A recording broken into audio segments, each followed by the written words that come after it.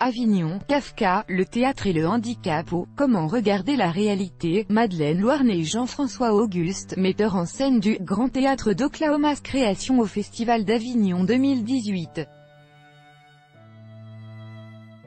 Siegfried Forster, RFI. Comment vaincre les assassins du possible? Avec leur création présentée au Festival d'Avignon, les metteurs en scène Madeleine Loarn et Jean-François Auguste ont pris Kafka au pied de la lettre et permis à leurs comédiens dotés d'un handicap mental, une merveilleuse métamorphose.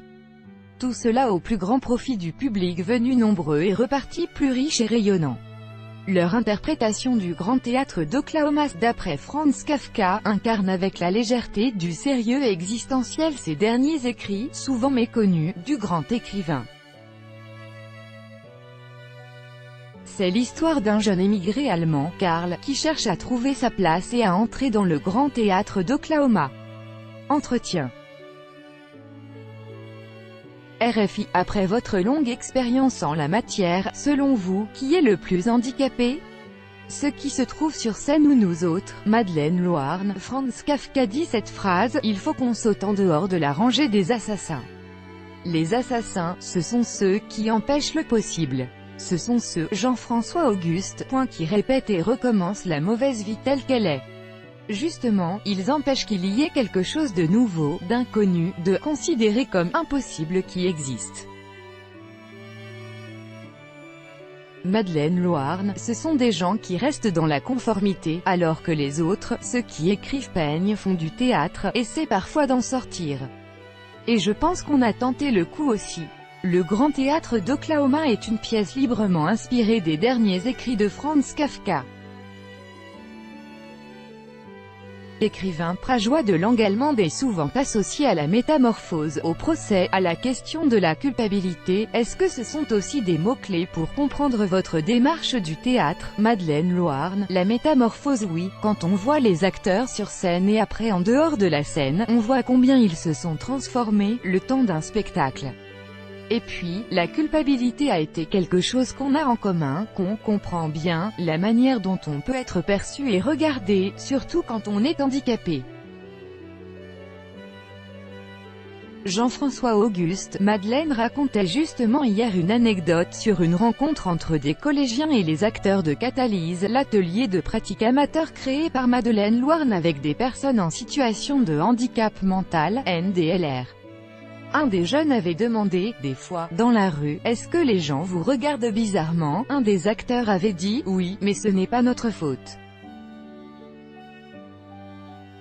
Comme quoi, il y avait bien pour eux une notion de culpabilité qu'ils portaient en eux. Vous dites avoir créé pour chacun de vos comédiens un rôle cousu main. Quel rôle cousu main avez-vous prévu pour nous, spectateurs? Madeleine Loarn. Rire. Alors celui-là, on le laisse complètement libre. Ce qu'on essaie de faire avec le spectateur, c'est qu'il prenne la chose à sa façon et qu'il laisse la place à des questionnements. Je pense que c'est assez personnel la manière dont Kafka peut être perçu. Il y a autant de Kafka que de lecteurs et on aimerait bien qu'il y ait autant de spectateurs que de théâtres d'Oklahoma. Jean-François Auguste. Ce qui est sûr, c'est qu'on n'a pas essayé de mettre une morale à cette histoire ou une explication. On a laissé cette fin le plus ouverte possible. Chacun choisira ce qu'il souhaite interpréter à la fin. La seule chose qu'on a gardée, c'est le dernier chapitre d'Oklahoma, cette structure d'entretien d'embauche pour entrer dans le Grand Théâtre d'Oklahoma. Après, c'est vrai, on a truffé d'autres textes plus métaphysiques ou philosophiques. Le Grand Théâtre texte d'après Franz Kafka, mise en scène Madeleine Loarn et Jean-François Auguste. Christophe Reynaud de l'âge, Hans Lucas. Dans notre époque actuelle, les réseaux sociaux s'imposent de plus en plus. Est-ce que l'existence de Facebook, Twitter, Instagram, YouTube change votre façon de faire du théâtre? Jean-François Auguste. Je ne pense pas que cela change le théâtre, mais c'est marrant ce que vous dites. L'autre soir, quand je suis allé voir la pièce Trans, mise en scène par Didier Ruiz, je me suis dit, c'est quand même dingue, tous ces gens qui se regroupent pour venir écouter d'autres gens parler, j'ai pensé à ça.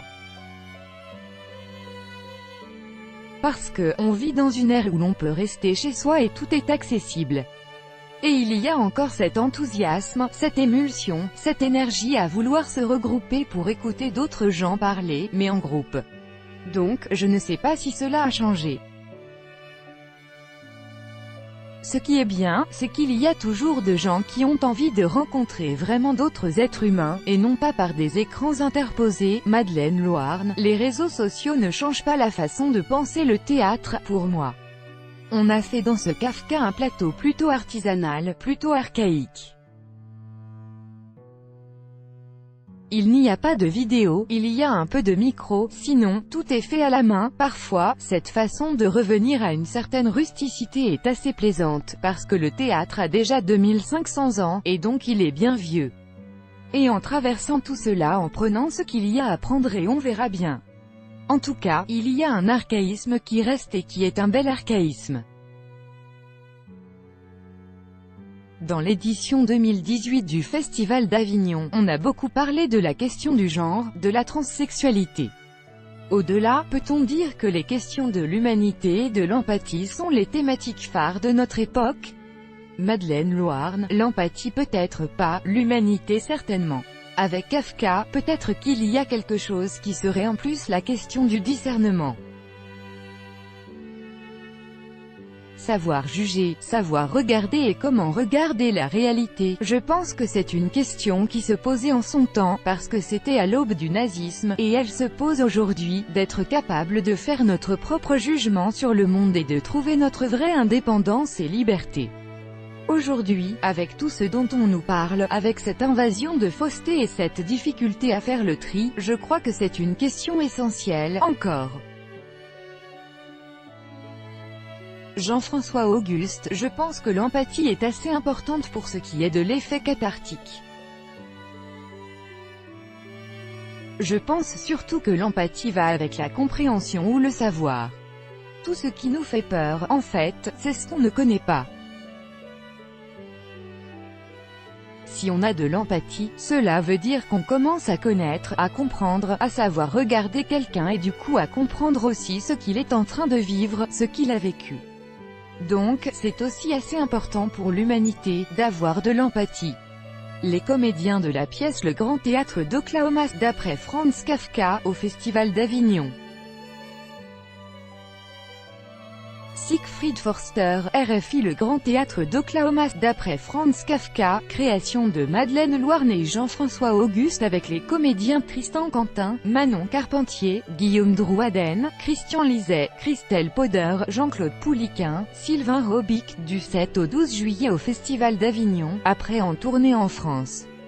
Notre dossier spécial Festival d'Avignon 2018.